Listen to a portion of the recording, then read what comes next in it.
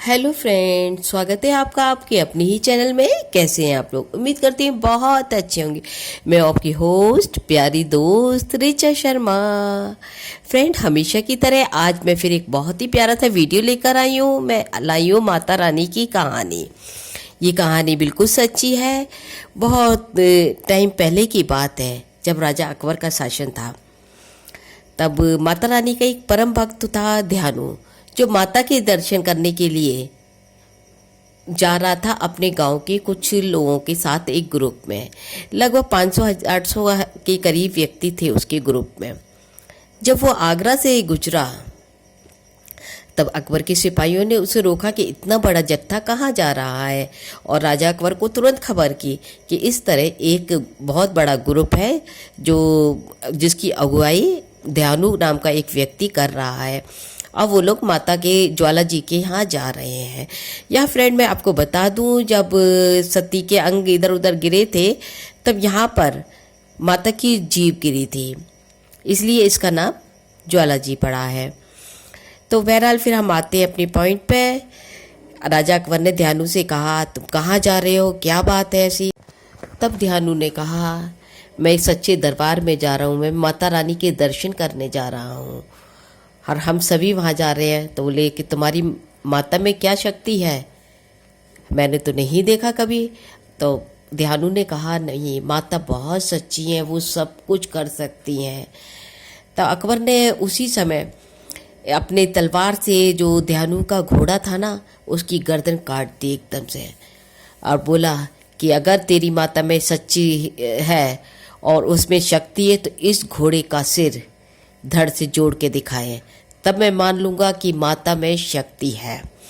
वरना इस तरह टाइम वगैरह मत बर्बाद करो और अपने इस तरह शहर शांति भंग वगैरह मत करो। पूरे ग्रुप को लेके जा रहे हो, जय माता दी के जयकारे लगा रहे हो, शांति भंग होती है। ध्यानु पे शक पका गया, लेकिन उसे अपनी माँ में पूरी श्रद्धा थी। उसे पता था कि माँ सच्ची है।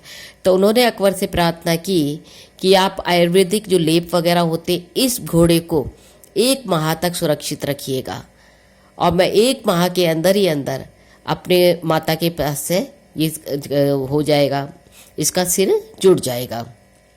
ये कहकर राजा ने हाँ कर दी। तब ध्यानु भक्त अपनी मंडली के साथ माता के दर्शन के लिए चल दिया। सारे रास्ते जयकारे लगाते जा रहे थे, जय माता जी, वो जय माता दी, सच्चे दरबार की जय। ध्यानु और उसकी पूरी मंडली माता के दर पे पहुंच गई। वहाँ ध्यानु ने बहुत अश्रु बहा के माता से प्रार्थना की, हे माता, मुझे दर्शन दो। आज राजा अकबर ने मेरे घोड़े की गर्दन को उसके धड़ से जुदा कर दिया है, उसे अलग कर दिया है, और वो तुम्हारी परीक्षा लेना चाहता है। माँ, मैं जानता हूँ तुम बिल्कुल सच्ची हो, लेकिन आज अपने भक्त के लिए की लाज बचा लो माँ। वरना उन्होंने अकबर ने कहा है कि अगर 1 माह के अंदर नहीं जुड़ा सिर तो वो मेरा सिर भी धड़ से अलग कर देंगे, और मेरे को अपने घोड़ा चाहिए माँ। बहुत अरदास की, बहुत प्रार्थना की, लेकिन कुछ नहीं हुआ। इधर समय बीतता जा रहा था। अकबर बहुत प्रसन्न था कि वाह, मैं जीत गया, इसकी माता में कोई शक्ति नहीं है। माँ कहता होते अब ध्यानु ने कुछ समझ नहीं आ रहा है क्या कराऊँ। अचानक ध्यानु ने अपने हाथ में तलवार ली और माता से कहा, माँ, अगर तुम मेरा घोड़े का सिर नहीं जोड़ सकती हो तो मैं अपना सिर ही आपके चरणों में अर्पण कर देता हूँ, क्योंकि मेरे धड़ पर भी मेरा सिर रहे ये भी उचित नहीं है। ये कह के एक झटके से ध्यानु भक्त ने अपने गर्दन पे तलवार मारी और ध्यानु भक्त का सिर माता के चरणों में गिर गया। और फिर तो चमत्कार होना ही था। माता एकदम से प्रकट हुई। ध्यानु भक्त के सिर पर उन्होंने वापिस रखा, मतलब ध्यानु भक्त का धड़ के ऊपर सिर वापिस रखा। इधर ध्यानु भक्त का सिर से रखा गया है, उधर घोड़े का सिर अपने आप ही जुड़ गया। इधर ध्यानु भक्त में जीवन आया, उधर घोड़े में जीवन आया। बोलो सच्चे दरबार की जय। फिर ध्यानु भक्त आ गया। अब तो अकबर को भी झुकना पड़ा। उसने सोचा कि चलो मैं भी जाता हूँ ऐसे माता के मंदिर, क्या है, आखिर देखना तो चाहिए।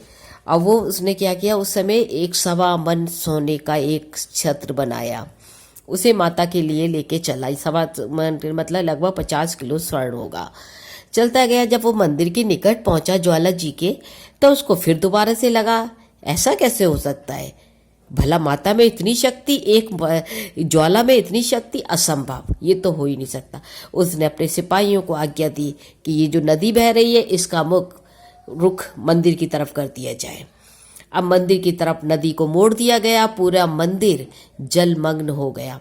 लेकिन आश्चर्य, उस पानी के ऊपर भी ज्वालाएं दिखाई देने लगी।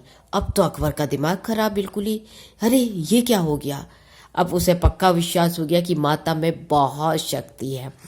अब वो माता के पास गया, उसने नदी का रुख वापस बोल के बंद करवाया पानी वहाँ से, और अब माता के दर पर जाके बोला, देख माँ, मैं तेरे लिए सोने का छत्र लेकर आया हूँ।